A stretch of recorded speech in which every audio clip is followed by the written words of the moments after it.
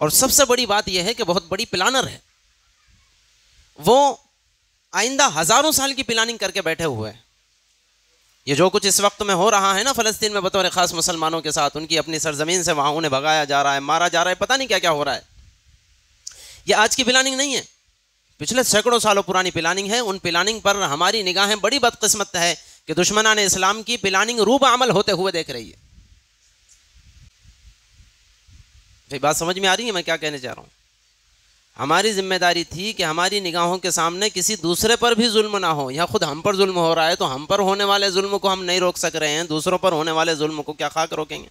اللہ لا الہ الا هو الحی القیوم نحمده ونصلی علی رسولہ الکریم، اما بعد فاعوذ باللہ من الشیطان الرجیم، بسم اللہ الرحمن الرحیم۔ یا ایہا الذین آمنوا کونوا قوامین بالقسط شہداء للہ ولو علی انفسکم او الوالدین والاقربین، صدق اللہ العلی العظیم۔ محترم دوستو اور بھائیوں، آج ہمیں جس بارے کی تفسیر کا مختصر سا خلاصہ سمجھنا ہے، اس میں اللہ تبارک و تعالیٰ نے فرمایا کہ دنیا میں انصاف قائم کرنے والے بنو۔ انصاف کرو نہیں، دو باتوں میں فرق ہے۔ ایک تو یہ ہے کہ اللہ نے فرمایا ہو کہ انصاف کرو، یہ تو جا بجا موجود ہے، اس کا تو حکم ہر بندے کو ہے ہی۔ یہاں اللہ تعالیٰ نے فرمایا کہ تم روئے زمین پر انصاف کو اپنی طرف سے قائم کرو۔ قائم کرنے کا مطلب یہ ہے کہ نہ تو خود کسی پر ظلم کرو، نہ اپنی نگاہوں کے سامنے کسی دوسرے کو ظلم کرنے دو۔ نہ تو خود ناانصافی کرو، نہ اپنی نگاہوں کے سامنے کسی دوسرے کو ناانصافی کرنے دو۔ ناانصافی نہ کرنا بھی ہماری ذمہ داری ہے، اور اگلے بندے کو ناانصافی سے روکنا بھی ہماری ذمہ داری ہے۔ ظلم نہ کرنا بھی ہماری ذمہ داری ہے، اور دوسروں کو ظلم سے روکنا بھی ہماری ذمہ داری ہے۔ یہ مسلمانوں کا شیوا ہے، فریضہ ہے۔ اب اس کو مد نظر رکھتے ہوئے ذرا سا بطور خاص ہمارے اپنے ملک کا جائزہ لیا جائے تو ہم کیا دوسروں پر ظلم ہونے کو روکتے؟ سب سے زیادہ ظلم کے شکار اگر ہمارے اپنے معاشرے میں کوئی ہے تو وہ میں اور آپ ہیں، ہم سب جانتے ہیں۔ سب سے زیادہ ظلم کے شکار ہم لوگ ہیں، اور ہم ہی کو اللہ نے حکم دیا کہ دوسروں پر ظلم ہونے نہ دو۔ احساس فرمائیے ہم کہاں چلے گئے؟ ہمارا فریضہ تھا کہ ہم کسی اور پر ظلم ہونے نہ دیں، خود ہم پر ظلم ہو رہا ہے تو اس کی روک تھام ہم کرنے کے قابل نہیں رہے۔ یہ بات سمجھ میں آ رہی ہے میں کیا کہنے چاہ رہا ہوں؟ ہماری ذمہ داری تھی کہ ہماری نگاہوں کے سامنے کسی دوسرے پر بھی ظلم نہ ہو، یا خود ہم پر ظلم ہو رہا ہے تو ہم پر ہونے والے ظلم کو ہم نہیں روک سک رہے ہیں، دوسروں پر ہونے والے ظلم کو کیا خاک روکیں گے؟ ہماری ذمہ داری ہے ظلم کو روکیں۔ اب جو قوم اپنے اوپر ہی ظلم ہوتے ہوئے روکنے سے قاصر ہو، وہ دوسروں پر کیا ظلم روکے گی؟ اللہ ہمیں اپنی ذمہ داریوں کا احساس نصیب فرمائے۔ آگے اللہ تبارک و تعالیٰ جل شانہ نے کافروں اور یہودیوں نصرانیوں سے دوستی کرنے سے منع فرمایا۔ یعنی کیسے دوستی کرنے سے؟ جگری دوستی جسے کہا جاتا ہے ہمارے اپنے علاقے میں، یا بالفاظ دیگر کہا جائے دلی دوستی جسے کہا جاتا ہے، وہ دوستی کرنے سے منع فرمایا۔ وجہ اس کی یہ کہ جو غیر اللہ کا پجاری ہوتا ہے وہ دنیا کا سب سے بڑا ظالم ہے، اس سے ایک مسلمان جگری دوستی بالفاظ دیگر دلی دوستی کیسے کر سکتا ہے؟ دلی دوستی کس کو کہا جاتا ہے؟ رازدار جو ہوتا ہے، ایک دوسرے کے راز بھی ایک دوسرے کو معلوم ہوتے ہیں، ایسی جگری دوستی کرنے سے منع فرمایا۔ ہاں، ان کے ساتھ خیر خواہی کا برتاؤ کرنا، ان کے لیے نیک نیت رکھنا، ان کی دعوتوں میں شرکت کرنا، اپنی دعوتوں میں ان کو بلانا، ان کے ساتھ کاروبار کرنا، ان کے ساتھ اٹھنا بیٹھنا، یہ ساری چیزیں جائز ہیں۔ لیکن دلی دوستی جس کو کہا جاتا ہے وہ کرنے کی اجازت نہیں ہے۔ اللہ ہماری حفاظت فرمائے۔ آگے اللہ تبارک و تعالیٰ نے یہودیوں کے ایک قول کو ذکر فرمایا اور اس قول کی تردید فرمائی۔ یہودیوں کا کہنا تھا، آج نہیں کہتے یہودی، آج ان کی پالیسیاں بدل چکی ہیں، لیکن ایک زمانے میں کہا کرتے تھے حضور کے زمانے میں بھی کہ ہم نے عیسیٰ کو قتل کیا، نعوذ باللہ من ذالک۔ اور انہوں نے باضابطہ پورا پلان بنایا تھا، سازش رچی تھی، اور ان کے دماغ کے حساب سے، ان کے کرتوت کے حساب سے واقعی انہوں نے قتل بھی کر دیا۔ اصل میں ہوا کچھ یوں کہ ان لوگوں نے ساری پلاننگ بنا دی حضرت عیسیٰ کو قتل کرنے کی۔ حضرت عیسیٰ علیہ نبینا علیہ الصلوۃ والسلام جس حجرے میں تشریف فرما تھے، وہاں آپ کے ساتھ اور بھی حواریین تھے، تو ایک بندے کو انہوں نے ایک یہودی کو دیکھنے کے لیے بھیجا کہ جاؤ ہمارا جیسے اندازہ ہے فلاں جگہ حضرت عیسیٰ ہے، وہیں ہے کہ نہیں ہے۔ یہ یہودی وہاں گیا اور نکل کر واپس آ رہا تھا کہ اللہ تبارک و تعالیٰ نے اسی کی شکل ایسی بنا دی جیسے کہ حضرت عیسیٰ تھے۔ وہ واپس آ رہا تھا، اسی کی شکل عیسیٰ والی بن گئی، یہودیوں نے اسی کو پکڑ کر کے سولی پر لٹکا دیا۔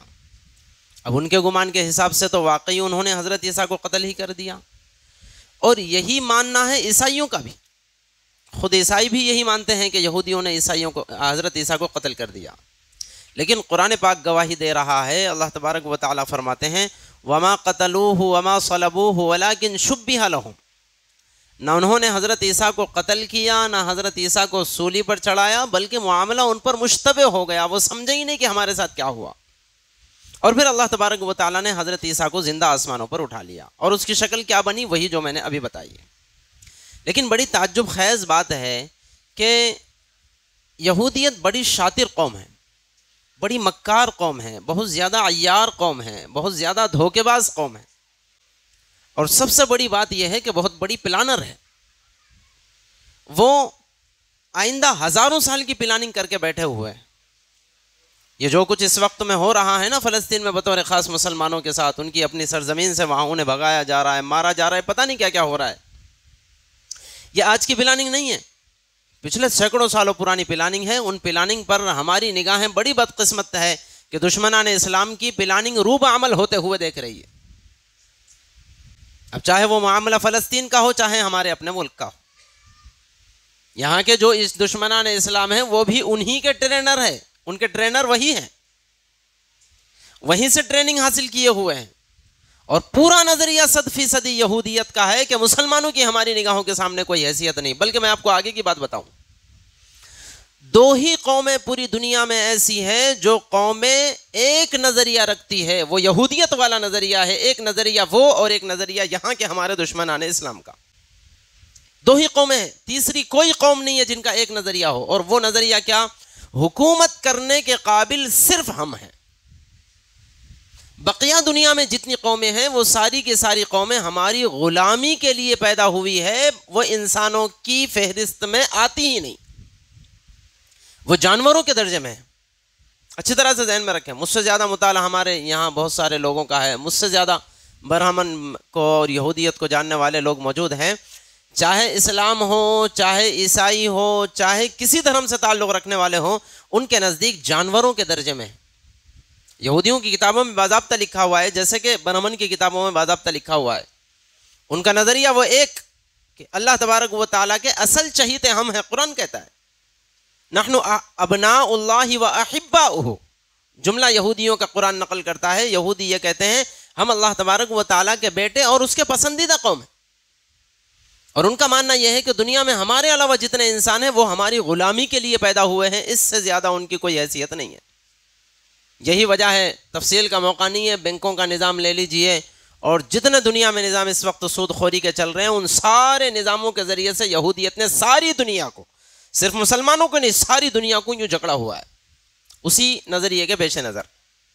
اور یہاں ہمارے اپنے ملک کے ہمارے جو اصل دشمنان اسلام ہیں، ان کا نظریہ وہی ہے، کسی ایک بھگوان کا وہ نام لیتے ہیں، مجھ سے زیادہ آپ حضرات جانتے ہیں، ان کا ماننا یہ ہے کہ ہم اس کے منہ سے پیدا ہوئے ہیں، برہمن اس کے منہ سے پیدا ہوا ہے، باقی دنیا میں جتنی قومیں ہیں وہ اس کے پیروں سے پیدا ہوئی ہے، اس لیے ان کا حق ہے کہ وہ پیروں میں رہیں، اور منہ سے پیدا ہونے والوں کا حق ہے کہ ان پر حکومت کریں۔ 2000 سال پہلے تاریخ اگر یہاں کی اٹھا کر دیکھی جائے تو بالکل سیم وہی معاملہ ہے، جیسے کہ آج بھی دلتوں کے ساتھ جو کچھ معاملات ہو رہے ہیں، ہماری حیثیت برہمن کے مقابلے میں، قسم بخدا دلت کے مقابلے میں مچھر کے پر سے زیادہ کی حیثیت نہیں رکھتی۔ ان کی نگاہوں میں ہم ویسے ہی ہے جتنے کے دلت، بہرحال تفصیل کا موقع نہیں.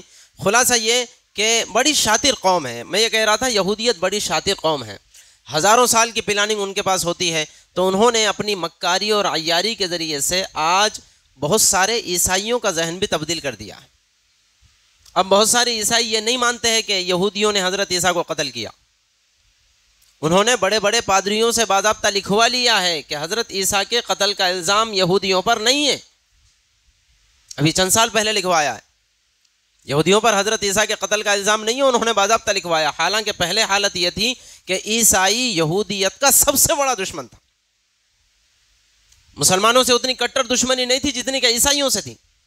یہاں تک کہ حضرت عمر فاروق رضی اللہ تعالیٰ عنہ کے ہاتھوں جب بیت المقدس فتح ہوا تو حضرت عمر فاروق رضی اللہ تعالیٰ عنہ سے یہودیوں نے گزارش کی کہ اے امیر المومنین، ہم چاہتے ہیں کہ ہم یہاں پر آتے جاتے رہیں. تو عیسائیوں نے مخالفت کی. آپ کو مناسب نہیں ہے کہ آپ ان کو ایسی اجازت دے دیں. تو حضرت عمر فاروق رضی اللہ تعالیٰ عنہ نے عیسائیوں کے کہنے پر اپنے فیصلے میں یہ بات لکھوائی ہے کہ یہودیوں کو یہاں آ کر جانے کی تو اجازت ہے لیکن یہاں گھر لے کر کے نہیں رہ سکتے. حضرت عمر کا فیصلہ ہے، اور یہ حضرت عمر کا فیصلہ عیسائیوں کی سفارش پر ہوا تھا. خلاصہ یہ کہ عیسائی یہودیوں کے سب سے بڑے دشمن اور یہودی عیسائی کے سب سے بڑے دشمن تھے. لیکن آج یہودیت کی مکاریوں کی وجہ سے عیسائیوں نے یہودیوں کو اپنا دشمن سمجھنا ختم کر دیا. اگرچہ وہ الگ بات ہے کہ سارے عیسائی نہیں سمجھتے، اس میں بھی فرقے ہو گئے، ٹکڑے ہو گئے، لیکن ایک بڑی اکثریت عیسائیوں کی وہ ہو گئی جو یہودیوں کو اب اپنا دشمن نہیں مانتی اور حضرت عیسیٰ کا قاتل نہیں مانتی. بہرحال خلاصہ یہ کہ بڑی شاطر قوم ہے. تو اس شاطر قوم نے آج یہ لکھوا لیا ہے کہ ہمارے اوپر عیسیٰ کے قتل کا الزام نہیں ہے، لیکن حقیقت یہ ہے کہ ان پر عیسیٰ کے قتل کا الزام ہے. اور وہ کیسا الزام ہے؟ ان کے اپنے ماننے کے حساب سے. بھئی اگر دیکھا جائے تو انہوں نے تو قتل کر ہی دیا نا.